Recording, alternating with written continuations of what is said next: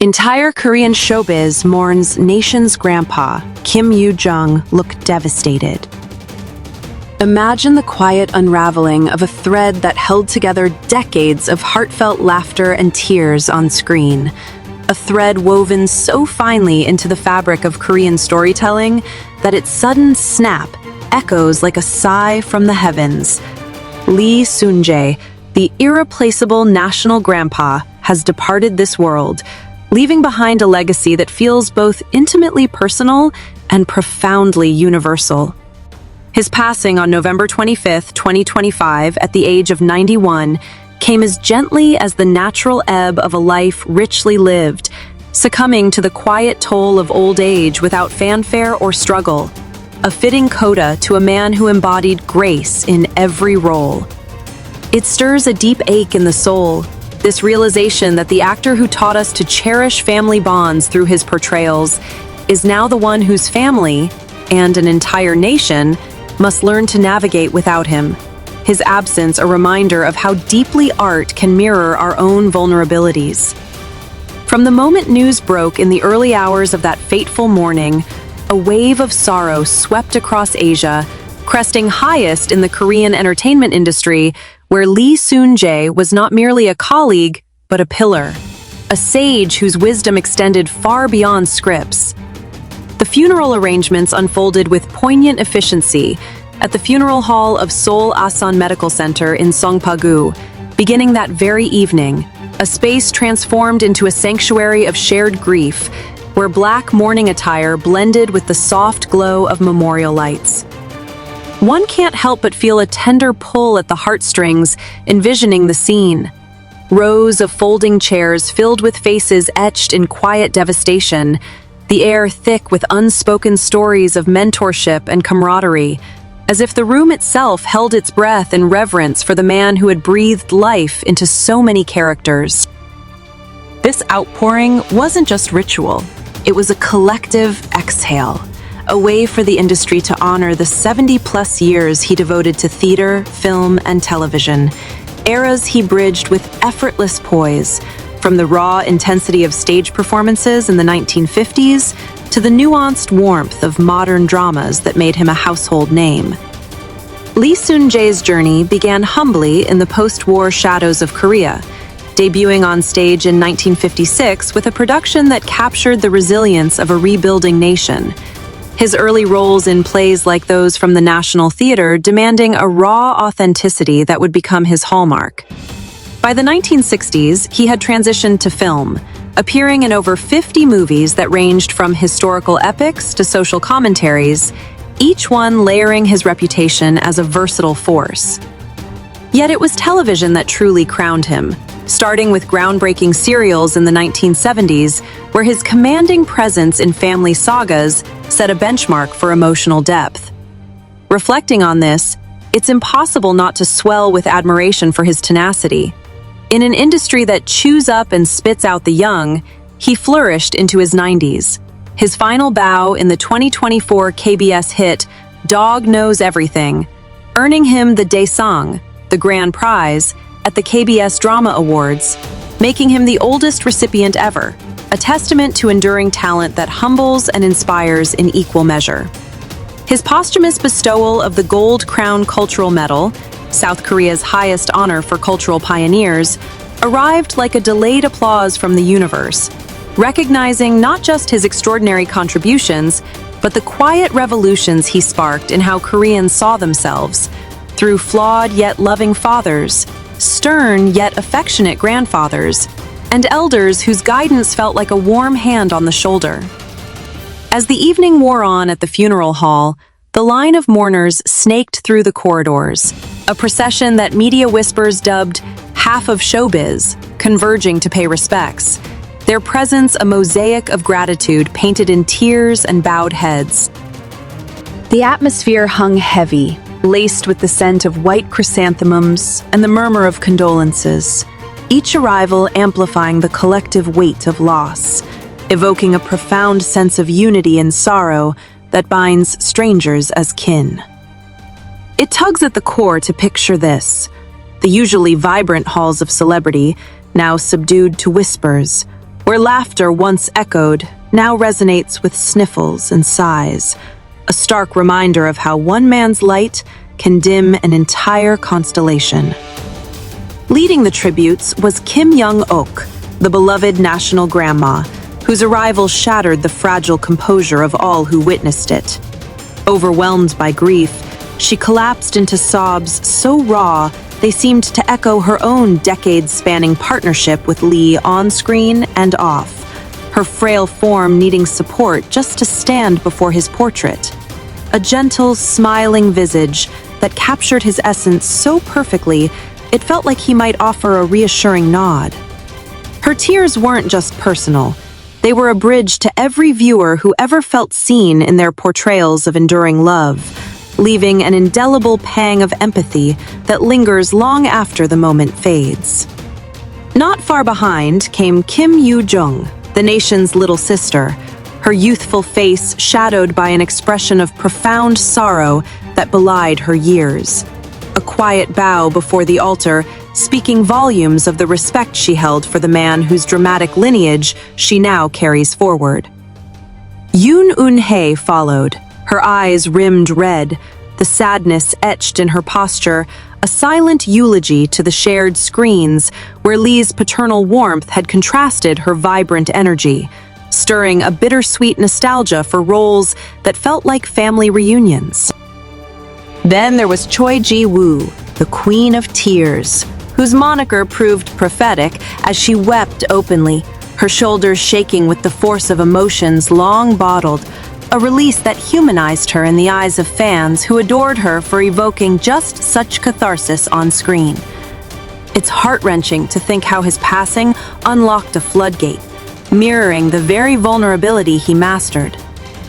Song Seung-hoon stood apart in his devastation, lost in thought amid the queue, his usually poised demeanor cracked by the enormity of losing a senior whose guidance had shaped so many careers, evoking a quiet admiration for the vulnerability he rarely shows. The High Kick family, that chaotic yet loving ensemble from High Kick Through the Roof, arrived as a poignant unit, their bonds forged in comedic gold, now tempered by tragedy. Jung Bo-suk, who played Lee's son-in-law with such affable charm, fought back tears with visible effort, later sharing how he always called him father-in-law on screen, a nickname that encapsulated the blurring of fiction and fraternity, filling the heart with a warm ache for those irreplaceable collaborations. Hwang Jung-eum, his on-screen private tutor and near daughter-in-law, approached with a grace laced in grief, her presence a nod to the mentor who taught her the subtleties of timing and heart. Kim Hee-ae, the powerhouse of intense dramas, offered her respects with dignified restraint, while Kim Young-chol's familiar face added layers of shared history from variety shows and stages past. Park Sol-nyo, ever the pillar of veteran poise, paid homage in a custom hanbok she designed herself, a subtle tribute of fabric and thread that whispered of respect woven into every seam, touching the soul with its quiet artistry. Yoon Da-hoon's steady gaze belied the storm within, Choi Hyun-wook's youthful deference a bridge between generations, and Julian Kang's international flair brought a global hue to the morning, his bow deep and sincere. Lee Soon Jae, who credited Lee as a lifelong mentor from their days in The King Two Hearts and About Family, arrived early, his eyes misty with memories of advice that spanned career highs and personal milestones, even offering wedding wisdom that felt like paternal pride.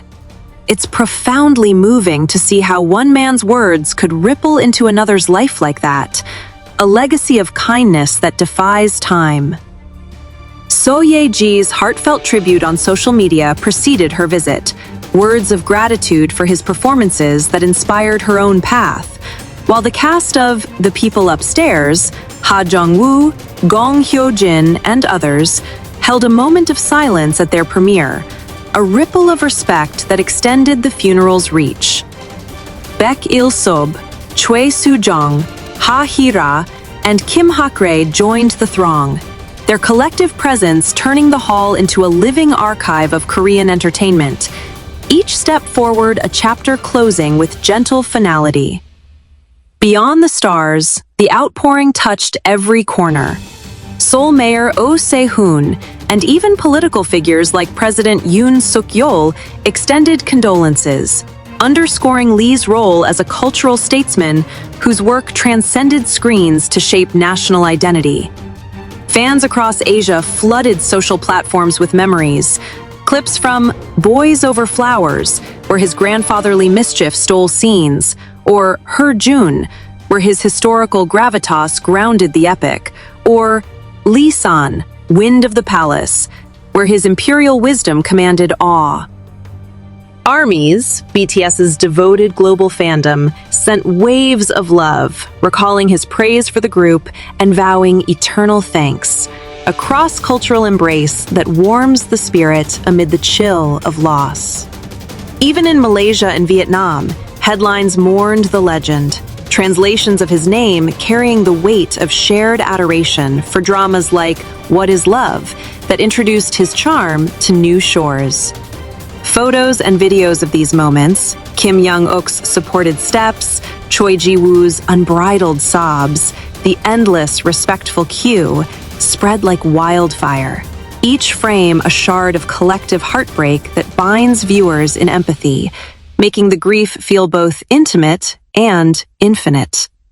It's a poignant irony that the man who portrayed unbreakable family ties now unites us in mourning one. His gentle, real-life personality, known for mentoring juniors with fatherly candor and hosting gatherings that felt like home, mirroring the warmth he infused into roles, leaving a void that's as comforting in its familiarity as it is devastating. The funeral, one of the most attended in recent history, stretched into the second day, with tributes continuing as the procession loomed for November 27th at Eden Memorial Park in Incheon, a private farewell for his wife Choi Hee-jung and children, yet echoing publicly through the love he sowed. In quieter reflections, Lee's legacy unfolds like a well-worn script. His early theater days at Sejong University, where he later taught, instilling discipline in students like Yoo Yeon-suk, who penned a touching farewell thanking him for performances that lit paths. His filmography boasts gems like The Coachman, a 1961 classic that earned him early acclaim, evolving into TV triumphs such as Live As I Please in the 90s, where his lead role redefined aging protagonists as vibrant forces. Unstoppable High Kick cemented his grandpa icon, the bumbling yet loving patriarch whose antics drew belly laughs while subtly underscoring generational harmony. A role so beloved, it spawned memes and catchphrases that still pepper everyday Korean banter. One feels a swell of gratitude revisiting these. They weren't just entertainment, but lifelines, teaching resilience through his character's unyielding optimism, much like how he powered through health dips to film Dog Knows Everything, a comedy about an elderly man's adventures that proved age is no barrier to joy. His influence rippled into variety shows too, where his sharp wit on Master in the House dished life lessons alongside stars like Lee Soon Jae, blending humor with profundity in ways that left audiences enlightened and endeared. Internationally, his cameos in global hits like Boys Over Flowers introduced National Grandpa to waves of fans, from Thai binge watchers to American K-drama converts, each episode a portal to Korean familial ethos that felt universally relatable. It's this global tether that amplifies the sorrow, a reminder that his passing isn't confined to Seoul's rainy streets, but felt in living rooms from Tokyo to Toronto, where his smile once bridged cultural divides. Tributes poured in from peers like Na Moon-hee and Im Ha-ryung, veterans who shared stages and screens, their words painting him as the ultimate senior, stern in critique yet boundless in praise, fostering an industry ethos of mutual uplift that feels rarer by the day. As the night deepened at Asan Medical Center, the portrait's serene smile seemed to watch over the proceedings, a beacon amid the dimmed lights that moved even the steeliest attendees to quiet reflection, evoking a soft melancholy for the eras he bookended. From black and white theater to color-saturated streaming, his voice a constant thread of authenticity. The heavy grief wasn't suffocating, but cathartic, a space where juniors like Choi Hyun-wook could absorb the weight of succession, and internationals like Julian Kang could honor the cross-cultural mentor who welcomed all with open arms. One senses in these vignettes the true measure of his impact, not in awards tallied, though his shelf groaned under Baeksang nods and MBC specials, but in the tears that watered new growth, ensuring his spirit endures in every aspiring actor who channels his humility.